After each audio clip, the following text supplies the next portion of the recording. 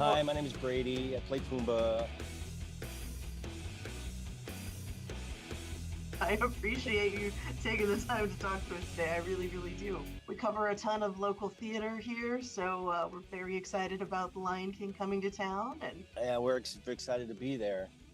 where are you now? So What city are you guys in we're currently? we're in Columbus, Ohio. We just came here 2 weeks ago.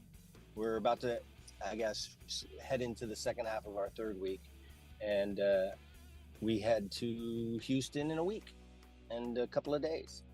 Looking forward to it. Looking forward to the barbecue. We do have some great barbecue. Make sure you pack lots of shorts because it is rather toasty here right now. It's toasty here as well, so I think it's toasty everywhere. Well, that's true. Bringing things back to talking about the show, like I know you have been with the show for a minute and you've gotten the chance to play other iconic characters in the show. Is that correct? I have. I've played all. I played Zazu, I played Pumba, and I played Timon. Timon the most when we were back on Broadway. I played him for 2.5, 3 years. I played Zazu for a year. I played Pumba for a year, and then another 6 months. And then in between that, I was the cover for those roles. So I got to play all of them, and then I got to cover them. Was in the show for 11 plus years, doing the different parts, and now I'm lucky enough to be doing the tour, but I'm just Pumba, and it's been great.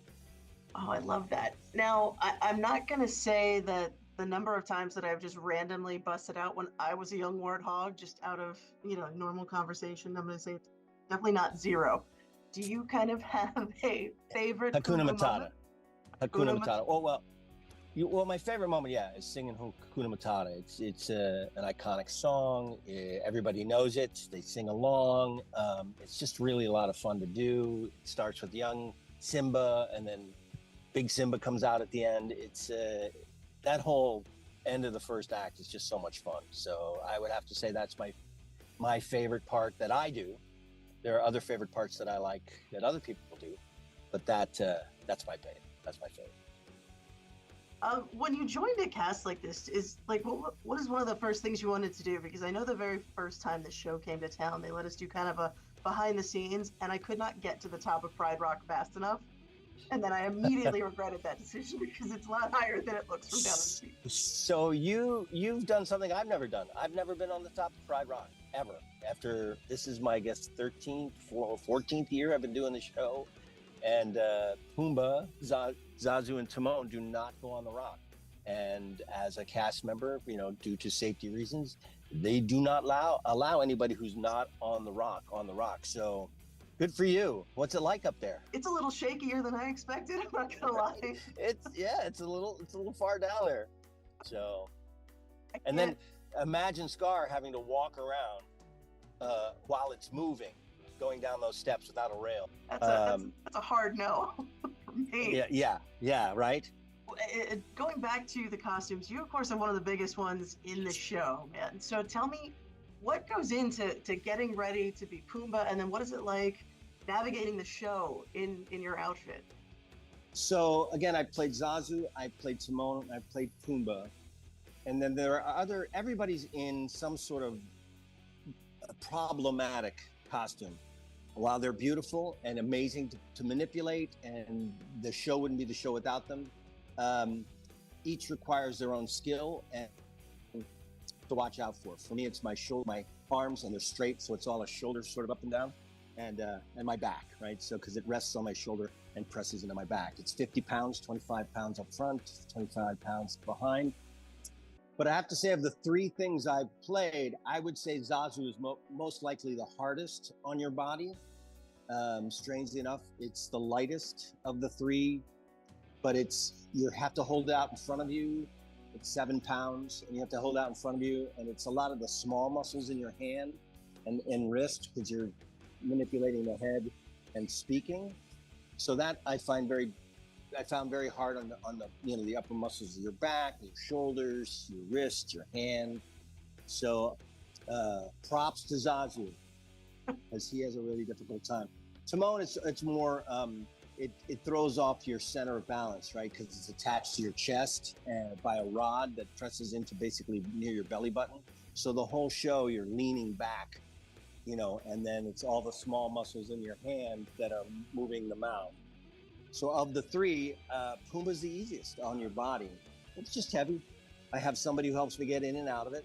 I wouldn't be able to do the show without my partner in crime.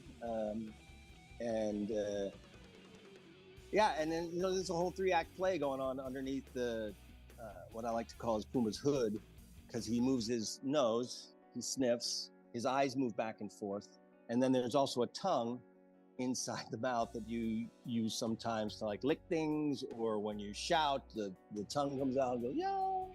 So, does that answer your question? That definitely does. I will say, I mean, anytime you have tons of moving parts and stuff like that with these very elaborate costumes, you've got to have just some wild stuff happen. I mean, I can only imagine, like, there has got to be all sorts of shenanigans that the audience doesn't even realize that happens. Well, 2 shows ago, Zazu's neck got detached from his body in the middle of a scene. So he was like, that's always unfortunate when Zazu gets beheaded. The circle of life. Timon's, right, yeah. Do not look at the fact that his neck is detached from his body. So it's always a little frightening for the kids. But our puppet crew was so quick, right? So he came off stage and he was repaired in 10 seconds. I mean, they're just amazing crew. Sometimes my legs will get all weird and funky, and then they come up and they bend them back into place. Or one night my back broke, so there's a rod connected to a harness over my shoulders, and that rod broke, and I had to go out with just the front of the puppet, and I had no, which is really hard when you have to fart all the time and you don't have a butt. That's incredibly difficult. Yeah. But you the show must go on. That's the spirit right there. I love it. Now, I will say, I will never forget the first time that I got to see this production live. And I mean, for those of you guys that haven't seen it, seeing just the animals immediately start coming out and coming down the aisles of the theater, it's absolutely an incredible experience. What was it like for you? I tell everybody, don't be late to our show. Just don't be late, because you don't want to miss that opening number. You just don't. It's worth that alone is worth the price of admission. What was it like for you the first time you experienced the Lion King? I cried like a baby. So I wasn't in the original cast. I was the first hire after the show opened, but I was invited to the invited dress rehearsal, the last rehearsal before their previews started, because I was up for the job and they wanted me to see the show. And the opening number is obviously spectacular, and there's several other parts of the show. The Stampede, he lives in you when Mufasa talks to his son, and he appears in the stars. All those moments are like things I'd never seen before and blew my mind.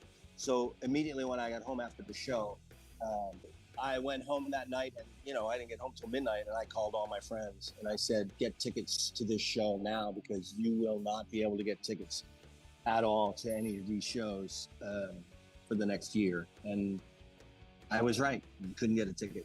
It was just sold out, and remains sold out. We're sold out here. We sold out in Durham. We sell out everywhere.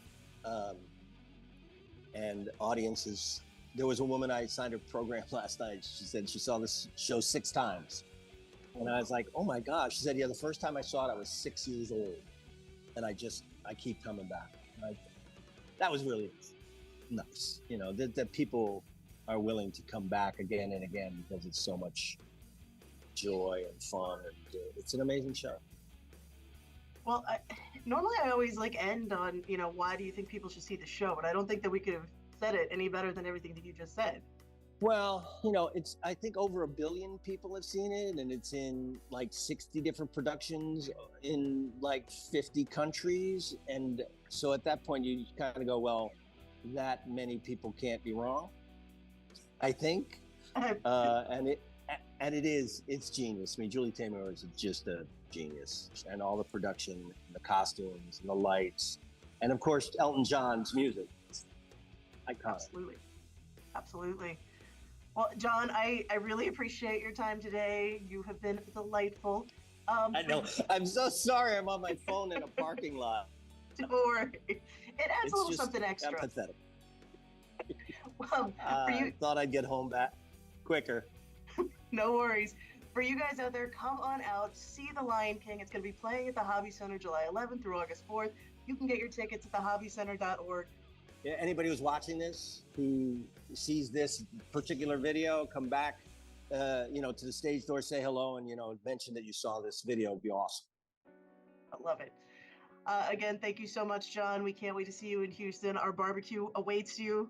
I hope you have an amazing And your rest of tacos and your people. So I'm looking forward to being there really soon, a week. That's right. Thank you, and I hope you have an amazing rest of your day. Oh, and thank you. Thank you. And again, sorry about the parking lot. Next time, I promise to be in like a 4-star restaurant. How about that? I love it. I love it. You could be down here eating barbecue, and we would still be excited to talk to you, so don't worry. Yeah. Okay. All right. See you in a week. See you. Bye-bye. Bye-bye.